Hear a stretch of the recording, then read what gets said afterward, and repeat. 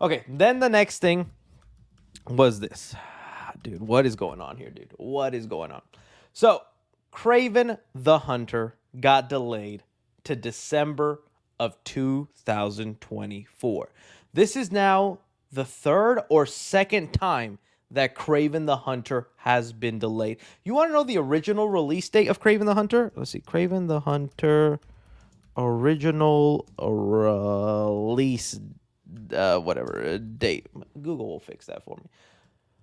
When was this movie originally going to come out? All of them are saying August 2024. No, dude. When was this movie originally going to come out? It was supposed to come out last October, but then we had the strikes. Yeah, see, it has it right here. Okay. Later in September, the following month, in August 22, revealed the character, this and that. In April, the film release date was delayed to October. It's also so it was delayed even before then, but the last release date was October 6th, 2023. We were like 1 month away from getting Kraven the Hunter, but then the Hollywood strike happened, and Sony was like, "Oh, that's not gonna work out. Let's just delay it to October of or August of this year, right?" This movie was ready to go. Like this movie is just sitting on a shelf collecting dust, unless Sony is doing what Sony does and is adding in crazy Spider-Man Easter eggs or is removing those crazy Spider-Man Easter eggs, right? Because we know they did that with Madam Web. If you don't remember, there was a deleted plot thread. Let's see here. Madam Web, Tom Holland. There was a whole deleted subplot involving Tom Holland that they removed from the movie. This was the concept art of what the scene was going to be, where if you've seen Madam Web, Ezekiel the villain has visions at night where he like sees himself dying to spider people, right? So he goes after the three spider women, Sydney Sweeney, Elizabeth Merced, and Celeste O'Connor. Well, after he was done with that halfway into the movie, he was then gonna realize the baby that was being born in Emma Roberts' tummy was future Spider-Man, and it was gonna turn to like a Terminator plot, and he's like, that dude's gonna kill me, I gotta kill that baby. Everybody's got to kill a baby. So that's what was going to happen. But Sony was like, yeah, this movie's crap. We cannot let it be associated with Tom Holland. And, you know, the Morbius scenes are infamous. The Morbius Spider-Man. Let's see the bus. You guys remember the bus? This didn't even make it into the trailers or movies, dude. But here's all the Spider-Man Easter eggs that were coming up. There was supposed to be an Easter egg where it said, "Where is Spider-Man?" And this was going to connect to the No Way Home thing. Because remember, in No Way Home, their spider people get taken out of their universe into the MCU. So Morbius was at one point taking place either in the Sam Raimi universe or in the Andrew Garfield universe, and his Spider-Man disappeared. Dude, Sony, I don't know what you were cooking or what you were doing, dude, but that's the only... Other than that, there's one more theory to why it could have gotten delayed, but that could be it. Sony is trying so hard to scramble around and make this either pleasing to fans or just remove any connections. Because, like you saw, Madam Web at one point was supposed to connect to the Venom movies, to the Tom Holland movies. But then what happened when the movie was being marketed? Oh, this is a solo thing. It's in its own universe. It's not connected to Venom. It's not connected to Spider-Man. It's its own thing. That way we don't have to be bogged down by the lore. No, it's so your stinky papooey movie doesn't stinky papooey my other movies, man. So, is that what's going to happen here? Is this movie going to be connected to Venom or not?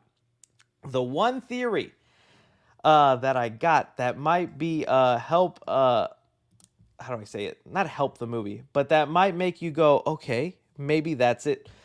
I think it might be a strategic move on Sony's part. There is a rumor going around, which again, don't take too heavily, but this is an account I follow. Very reliable scooper. They're one of the only scoopers that doesn't do it for money or like a paywall or anything. And they only show up like every couple of months, and they're like, by the way, this is this happening, and it's always true. There's someone I trust, is what I'm basically saying. And they came out in February of this year, and they said Venom 3 and Kraven being good after a string of huge L's is really going to scramble the brains at Sony. So, essentially what he's saying, and I've heard this from other scoopers too, Venom 3 is shaping up to be a good movie. A good movie. I'm putting in quotation marks there, because I don't know how you feel about the Venom movies. To me, they're not my cup of tea. I like Venom 2, But just because I got Kraven, not Kraven, because I got Carnage. I was finally able to see Carnage on the big screen. I'm someone who remembers all those photoshopped images of Jim Carrey as Carnage for Tobey Maguire's Spider-Man movies. I always wanted to see Carnage, and I got that. Should have been rated R, but whatever. So, but there's other people that like love the Venom movies. They think they're enjoyable and fun. To me, they're just eh. But out of all the Sony spin-off movies, yes, I agree. The Venom movies are by far the most enjoyable and best movies. So when I hear the rumor saying that Venom 3 is good, I'm thinking good by Venom standards. Probably like as good as the first movie or just an enjoyable time. That I think is the strategic move because we just had a giant L with Madam Web. That was a laughing stock of a movie. Even Sydney Sweeney went on SNL and made a joke about how bad her movie was. Dakota Johnson, the star, has been making fun of her movie in all the interviews. That doesn't help people jumping in now into Kraven when they think that's in the same universe, right? But if Venom 3 is actually good or decent or just enjoyable, a movie where you don't walk out going, dude, I need my money back. I need someone at Sony fired. Sell the property off. If you're not walking out like that, but you're going, hey, that was fun, that could then be some positive kind of flow to Kraven because it's like, well, we just had a good movie in the Sony universe. They turned it around. Now I'm excited for Kraven. That's what I'm thinking the strategy is here. They think Venom 3 is going to be good enough or enjoyable enough for fans. They're going to get excited, hyped. Would not be surprised also, Kraven is part of the post-credit scene of this movie. I'm not saying Venom and Kraven are going to fight or it's going to lead to anything because Tom Hardy already mentioned this is his last Venom movie. It's his last dance. We're not going to get him fighting Tom Holland's Spider-Man. I doubt we're going to get him fighting Kraven. But they can do some BS post-credit scene where Kraven shows up and it makes you think that they might fight or meet up, and that'll be some nice pour-over for Kraven. So that's my theory opinion on why they did this. Because at first, Kraven was coming out first in August, then in October, Venom 3. Now you reverse that, where Venom 3 is coming out first. It gets some decent positive buzz.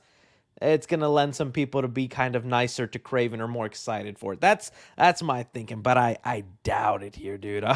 Sony always messing up Spider-Man, dude. Sometimes they do things right, but dude, yeah, Tom Hardy as Venom was good casting. He was fine. I do think Tom Hardy as an actor is great. Like that's not into question. It was the direction they took Venom on that was more my problem. The more comedic, kind of goofy guy. And I know there's comic interpretations where Venom is a little bit more jokey and goofy. That's fine. I just preferred if Venom was like this killing machine, was this threat. It was actually a bit of a villain, you know, because he's an anti-hero. He's not really a bad guy. Nobody really in these Sony movies are bad guys. I'm still wondering if Kraven's going to be a full-on bad guy or if he's going to be a misunderstood hero, you know? So, yeah. We need hardcore Venom. Yeah, dude, that'd be awesome. Tom Hardy is Venom. We'll see. We'll see what's next. Because remember, don't forget the rumors. The reason Tom Hardy's Venom is ending is because Sony has plans for the Venom character. They're planning an R-rated animated Venom movie produced by Seth Rogen, who's done Invincible, Mutant Mayhem, The Boys. Seth Rogen, when he touches a comic book property and produces it, it comes out great. So we'll see, guys. We'll see. I'd rather see him fight Spider-Man, but I don't think that's happening anytime soon. I'm a bust. I'm right there with you, my friend.